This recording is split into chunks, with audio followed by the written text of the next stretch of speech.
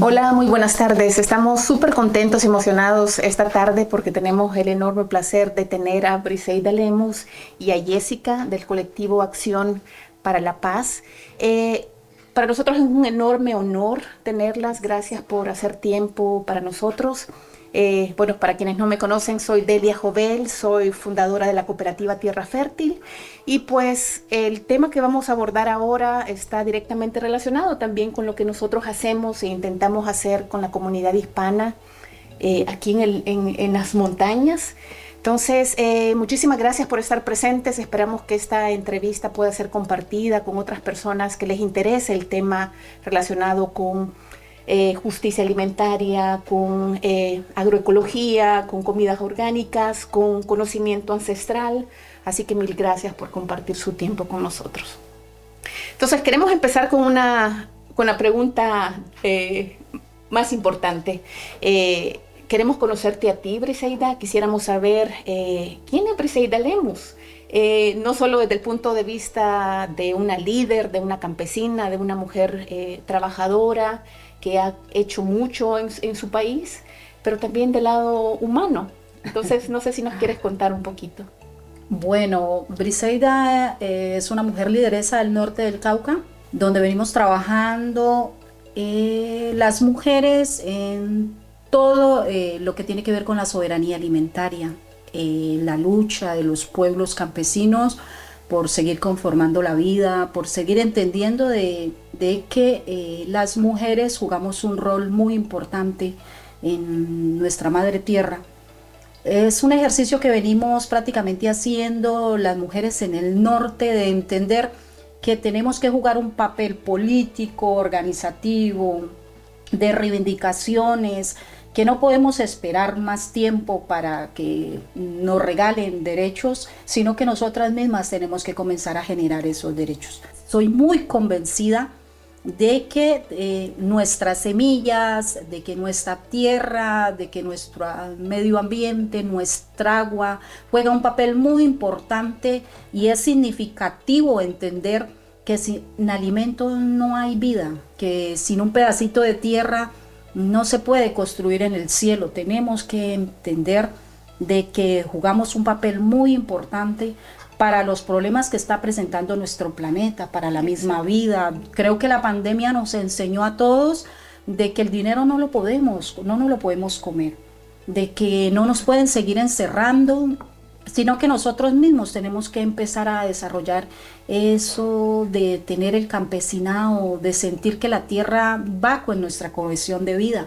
Eso es lo que hacemos las mujeres en el norte del Cauca. Exactamente. Bueno, muchísimas gracias por contarnos ese lado.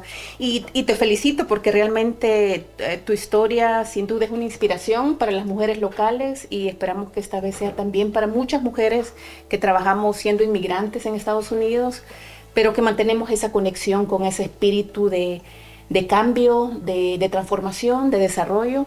Entonces, me parece muy interesante que tú hables de la mujer y del campesino, porque creo yo que tristemente, y esto me vas a decir, me vas a dejar que no es mentira, es que el concepto de campesino por mucho tiempo se desvalorizó. Sí. El campesino era, bueno, la persona que trabajaba en el campo, que no tiene oportunidades, que es pobre, que no tiene conocimiento, pero realmente muchos de los movimientos más importantes en América Latina fueron generados y fueron desarrollados por campesinos.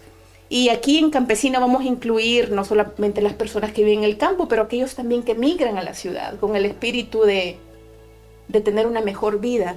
Entonces, ¿qué rol juegan los campesinos en la situación actual que está viviendo Colombia? ¿Cuál es el papel que ellos juegan y que están dispuestos a jugar en la transformación? Bueno, Colombia, por los modelos que hemos tenido desde la colonización y ahora el modelo capitalista de Revolución Verde, pues lo que tendió es que al campesinado hay que desaparecerlo. Tiene que desaparecer del planeta porque hay intereses, ¿no? Intereses de multinacionales que son las que nos van a vender nuestros alimentos. Hay intereses muy importantes de que nosotros dependamos de otros. Son maquiavélicos porque el campesinado tiene en sus genes la tierra, tiene en su genes la semilla, el contorno de cuidar, tiene sabidurías muy ancestrales. Y eso es algo que se lleva muy hacia adentro. No se puede olvidar que un campesino es el que tiene su contorno con la tierra, con la vida, es el que cuida. Pero nos dijeron que es que el campo ya no existe, que hay una política de guerra hacia el campo, tiene que desaparecer, el campesino tiene que desaparecer. En Colombia el campesino simplemente se utilizaba era el nombre para las elecciones, el beso. Ahí sí no éramos los chuchentos, ni los pecuecudos, no, ahí sí éramos muy importantes para el voto. Pero en la firma del acuerdo de paz queda un punto muy, muy esencial, que es que el campo se tiene que reconciliar con la ciudad, porque juegan un papel muy importante de lo que tiene que ver la alimentación. Y parece que el acuerdo, pero la vida también nos dio. En esos años se da la pandemia. Justo. Preciso en esos años se dio la pandemia y se empezó a ver mucha hambre. En Colombia había mucha hambre porque yo creo que en algunos países pues se puede subsidiar. A nosotros no, eso no ha sucedido en nuestro país. Y empezó a haber una de hambre muy tremenda y empezaron a ver que el campesino jugaba un rol muy importante y que en las fincas, por lo menos en la que nosotros habitamos, a pesar de ese abandono, fuimos como la despensa de nuestro municipio. Ahí teníamos el pescado, el plátano, la yuca, todos los vegetales, y nos volvimos como una despensa que a lo último ya teníamos miedo de quedarnos sin comida para nosotros. Eso hace de que comience como a verse la gran necesidad de que hay que fortalecer y que hay que seguir haciendo trabajos que no nos los van a regalar, porque sabemos que hay una guerra sistemática contra el campesinado, pero que somos nosotros los que tenemos que empezar a hacer esos ejercicios. Y de ahí para allá, entonces, sucede que en nuestro país también se da los huevos de Carrasquilla, entonces se dio un gran levantamiento. Y eso hizo también que nos ayudara también un poco. No ha sido muy fácil porque pues son muchos años los que Colombia tiene de atraso, de que lo han mirado los países más es para quitarle, para saquearle lo que tiene, más no para ayudarle.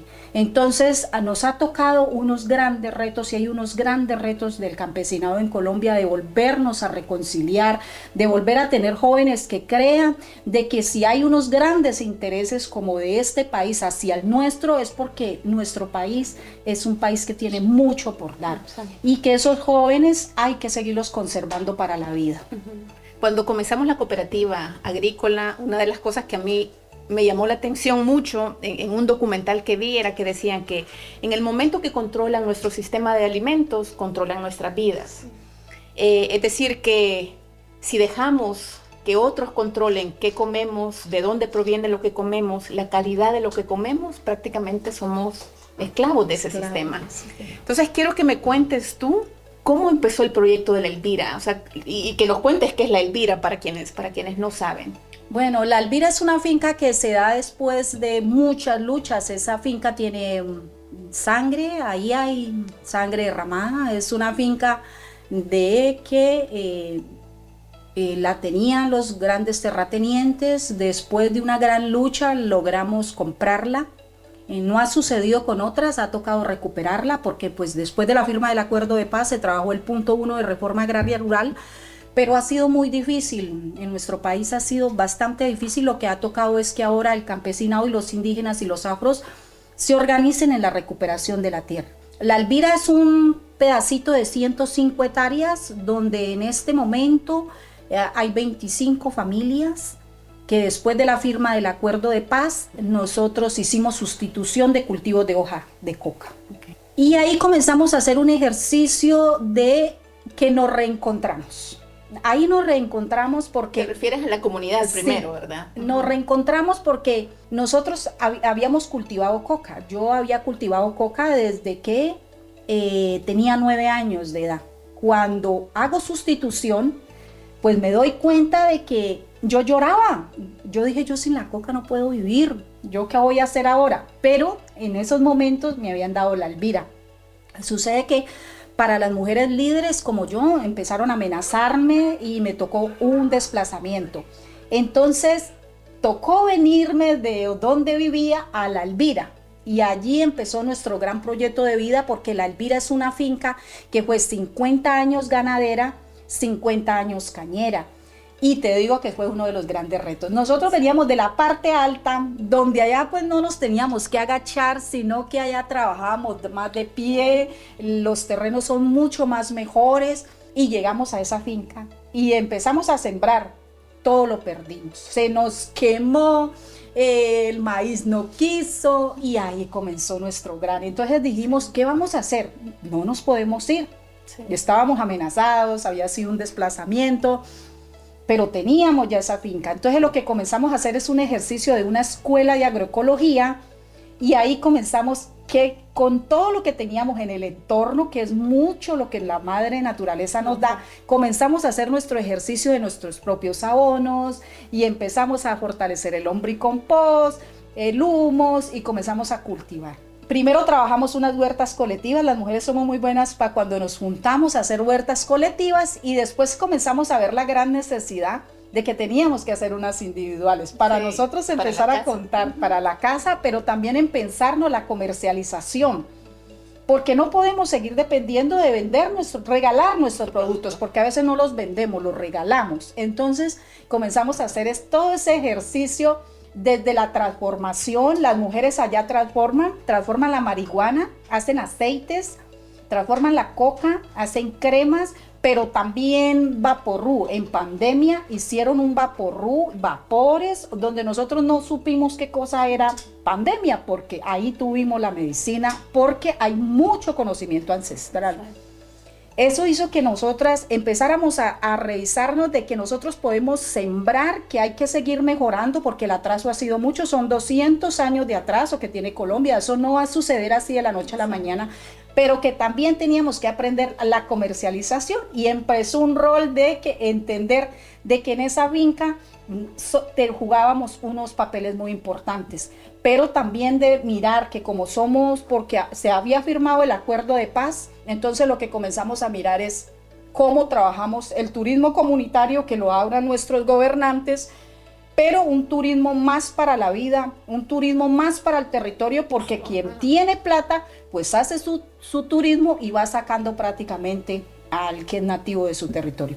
Entonces estamos empoderando, estamos haciendo ese ejercicio de la finca tradicional, donde no dependamos de que nos traigan el alimento, sino que nosotros lo tenemos allí. Ese ha sido nuestro gran ejercicio. No, increíble, interesante. Y fíjate que al final una de las cosas que quedan claras en lo que tú nos cuentas es que realmente el campesino se vuelve en un cuidador de la comunidad, en un cuidador de su familia, en un cuidador del medio ambiente, en alguien también que aboga por la solidaridad, porque realmente creo de que esa es una de las grandes dificultades que han pasado muchos de nuestros países en Latinoamérica, que han atravesado conflictos armados, que han atravesado conflictos sociales, económicos, es que nos vamos dispersando y empezamos a perder la confianza en el otro, en la confianza en el vecino, en el familiar. Entonces, lo que ustedes han hecho es realmente reconstruir ese tejido, el tejido de la comunidad, porque muchas veces asociamos el sentido de comunidad a un territorio, pero no es solamente eso. Es quienes están también. Entonces, quiero que me digas cuáles son esos proyectos que ustedes visualizan en la Elvira, aparte de lo que ya están haciendo, que es recuperar conocimiento, producir sus propios alimentos, tener sus propios negocios. ¿Qué más aspiran ustedes como comunidad? Bueno, uno de nuestros grandes retos que ahorita tenemos allá en ese norte del Cauca es que cuando se firmó el acuerdo de paz, nosotros nos dimos cuenta de que no teníamos profesionales en nuestros territorios. Tenemos mucho conocimiento, hay mucho conocimiento muy empírico, pero que era muy necesario nosotros empezar a dar ese conocimiento desde nuestro territorio, no desde la universidad, porque es que las universidades también juegan unos papeles muy, muy bravos en desarraigar el hobby.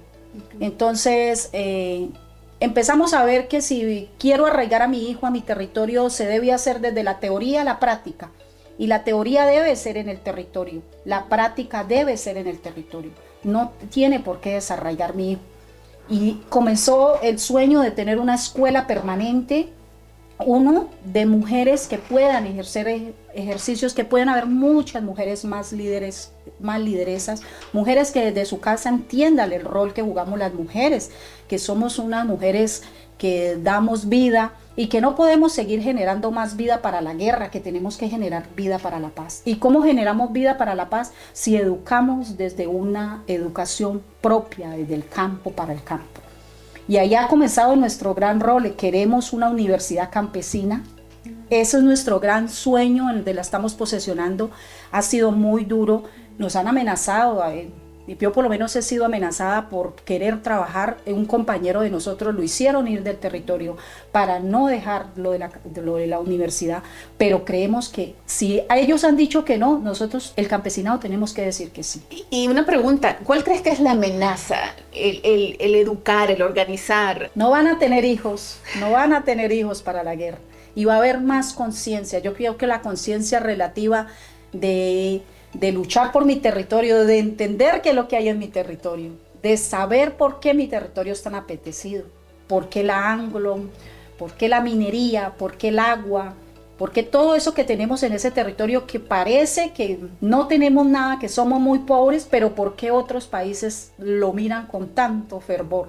Entonces nosotros sí creemos que juega un papel muy importante en tener un pueblo ignorante, un pueblo que se pueda manejar, y que lo podamos manejar. Si nos educamos, no va a ser fácil que nos manejen, pero si no tenemos educación, somos una presa muy fácil para que nos manejen otros. Exacto. Jessica, ¿nos puedes contar un poco de la organización que tú representas y cómo es el trabajo con Briseida y con la comunidad?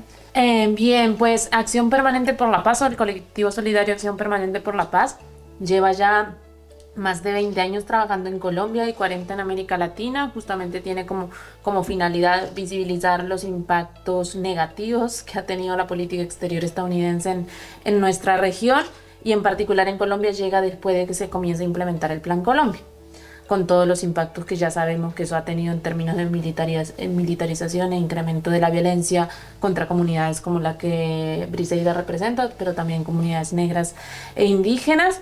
Nosotros hemos estado muchos años presentes en el país y pues actualmente, como solamente ahora somos solo 2 personas, porque es una organización que no recibe fondos gubernamentales ni de la cooperación internacional, tenemos presencia actualmente en Colombia, Honduras y Cuba.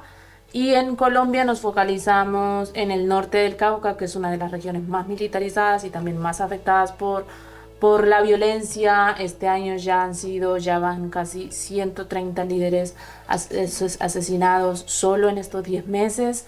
Y en ese marco, pues nosotros todos los años organizamos también delegaciones desde los Estados Unidos a los países donde trabajamos para justamente hacer esos contactos directos y entender cuáles han sido esos impactos que está teniendo esta política militarista que ha llevado a Estados Unidos en toda la región.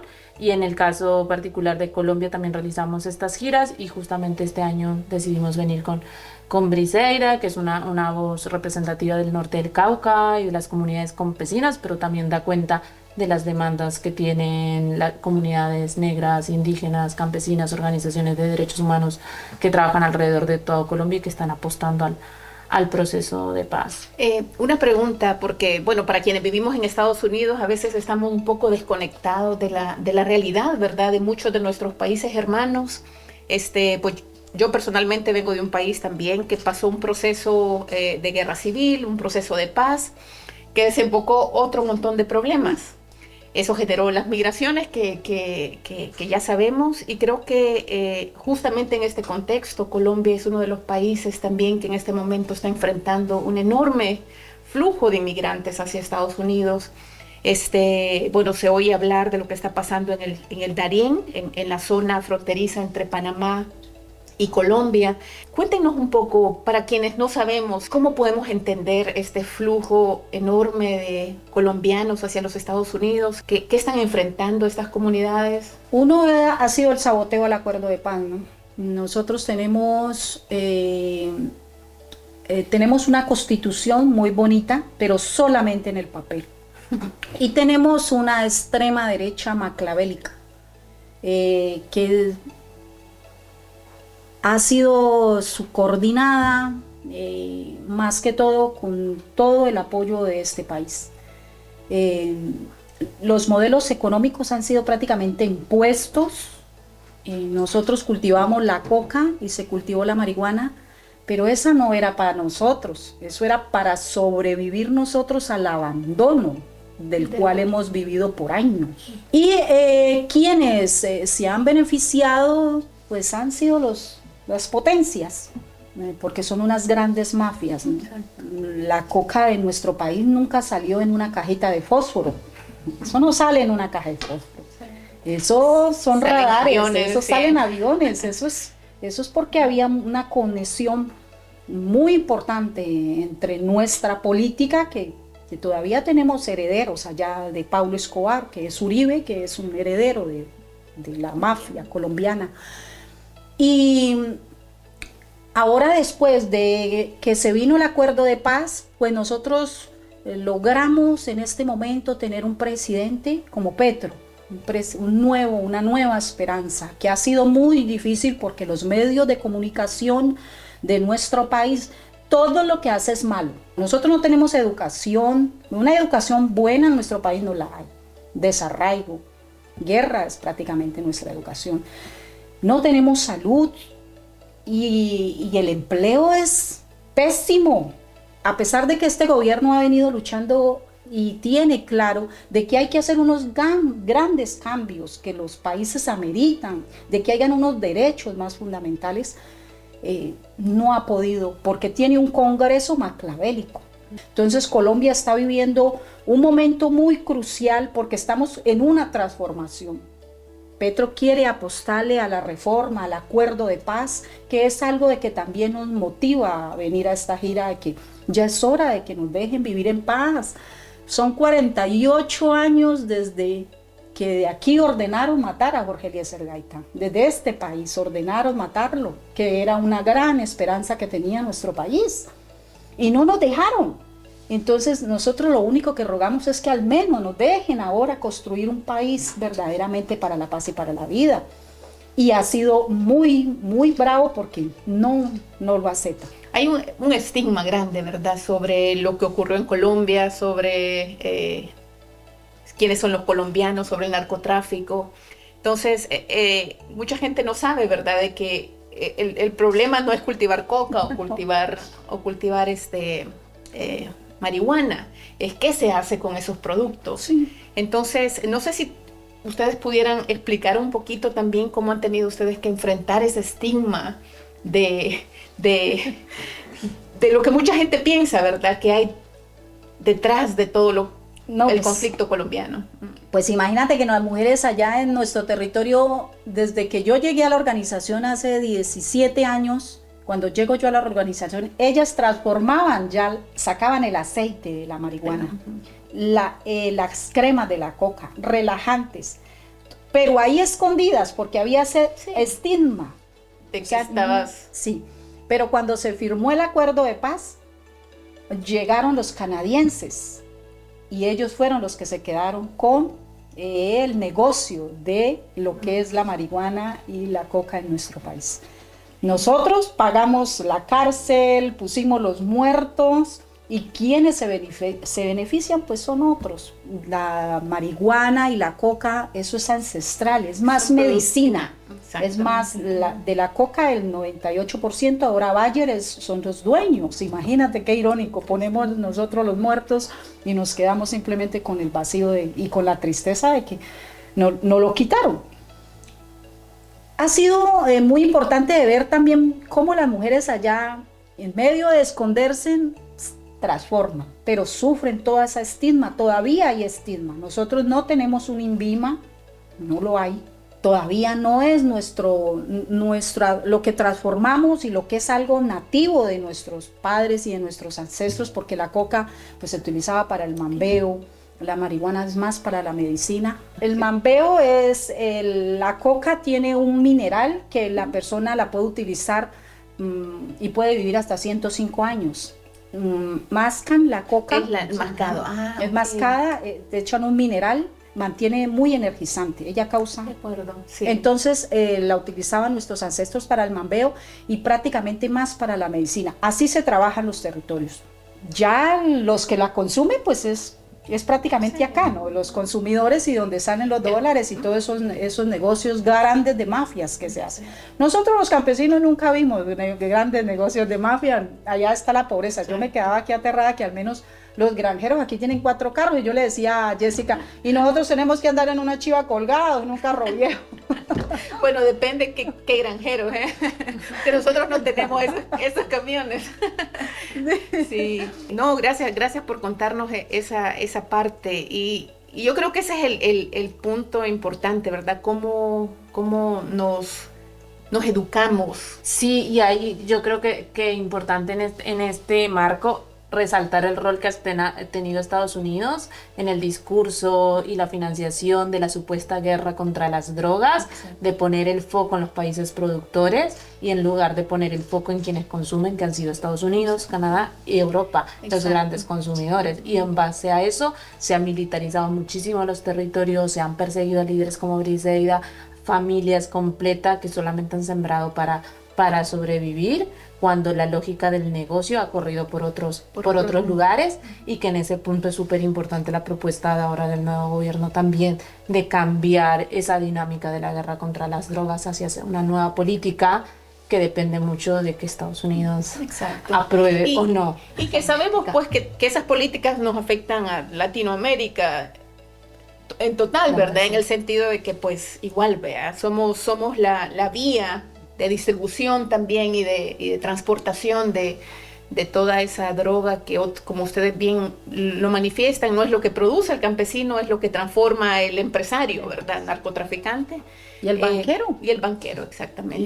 Y los campesinos no llegamos a tener un banco. Exacto. No, eso no. Tengo otra pregunta para ambas. ¿Es la primera vez que vienen a esta gira o ya han hecho otras giras en años anteriores a Estados Unidos? No, la organización hace giras todos los años, es parte como su trabajo de visibilización, pero es mi primera vez y la primera vez de Briseida en Estados Unidos. No, bueno, muy, muy contenta de tenerlas. ¿Cómo ustedes desde sus territorios, desde su trabajo, ven a la comunidad inmigrante que vive aquí en Estados Unidos? Que somos de todas partes, ¿verdad? Que venimos con diferentes problemas, con diferentes realidades, a veces con muchas limitaciones, con muchas luchas también. No, yo creo que son muy berriondos porque dejaron su país. Yo allá tengo un esquema, soy muy amenazada, pero eso sí se me hace aquí una vaina, dejar mi país, un nudo, dejar mi país. Yo les admiro mucho, son muy berriondos, venirse de un país donde aquí también se ve el racismo, es muy bravo, se ve el patriarcado, sí, muy bravo. Entonces yo creo que son unos roles, unos que nos impone la vida, ¿no? Creo que son muy berriondos. La verdad que aquí nos enfrentamos a otra realidad, ¿verdad? Pero hemos aprendido también a cultivar en esas condiciones.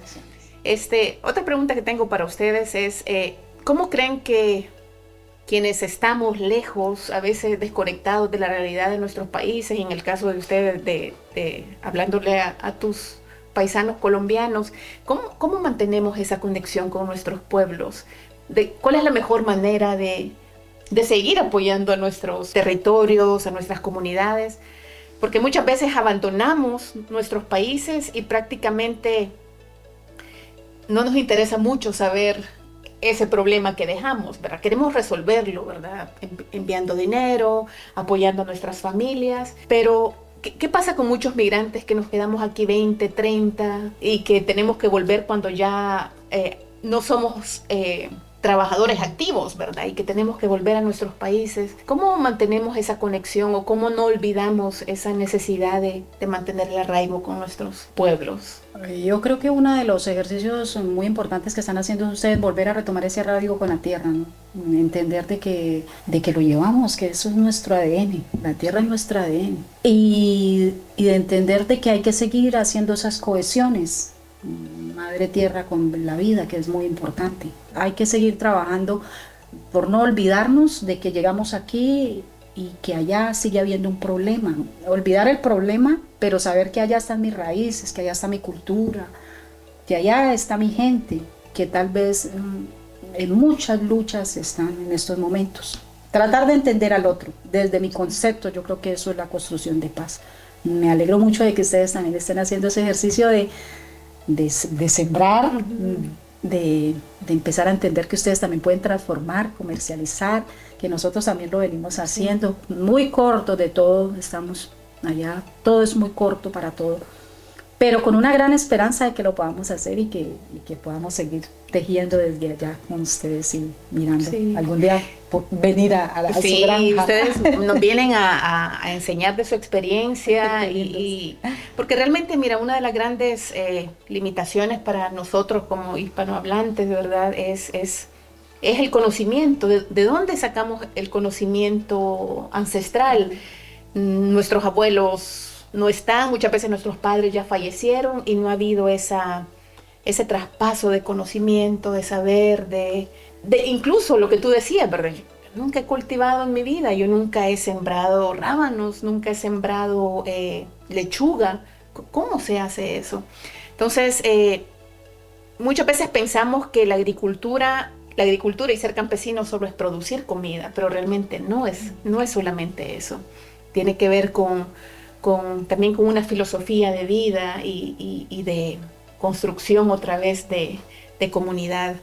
Me gustaría saber, y es una pregunta para ambas, ¿cómo podemos apoyar, cómo podemos ayudar a las organizaciones que ustedes representan?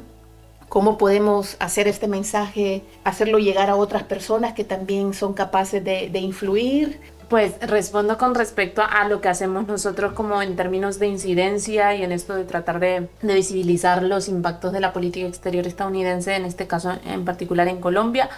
En este momento que estamos realizando esta gira con Briseida, nuestra gira va a terminar en Washington, D.C., donde vamos a tener reuniones con congresistas que sabemos que toman decisiones, y entonces en ese marco pues queremos presentar también una petición donde justamente pues abocamos por la protección de los líderes sociales, porque puedan hacer su trabajo sin poner su vida en riesgo, y por el apoyo a la implementación integral del acuerdo de paz firmado entre el gobierno colombiano y las FARC en 2016, donde Estados Unidos ha jugado un rol central y ha asumido el compromiso de apoyar la implementación también de uno de los del capítulo étnico, que tiene el foco de darle esa perspectiva y de reconocimiento también a las comunidades negras e indígenas.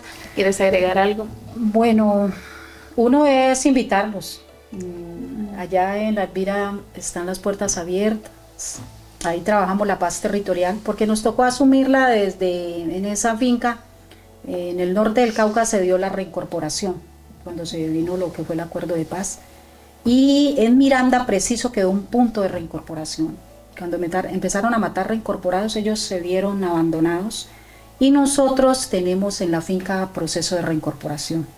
Ahí hay hombres trabajando, mujeres trabajando, es muy bonito esa finca, y qué bueno fuera podernos seguir compartiendo y poder seguir haciendo esos ejercicios de cómo nos seguimos visibilizando, cómo seguimos fortaleciendo el trabajo, que me parece muy importante lo que están haciendo ustedes aquí. Muchas gracias.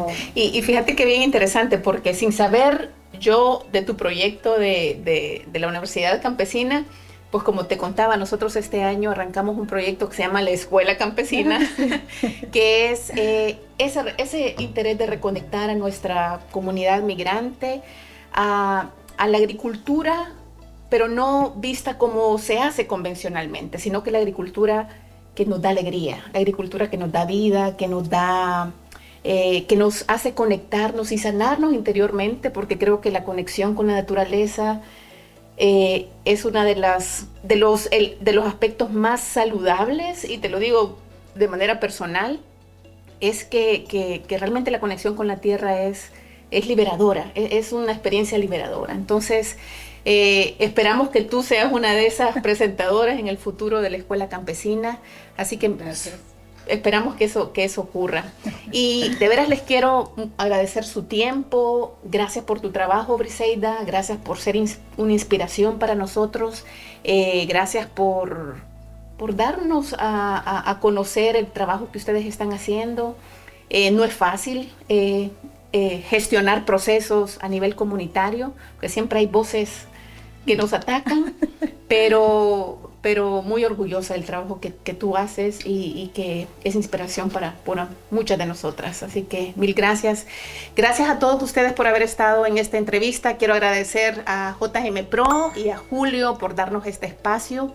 Y la verdad que esperamos que este sea simplemente el inicio de futuras oportunidades para conversar de este y de otros temas. Así que muy buenas tardes y muchas gracias a todos.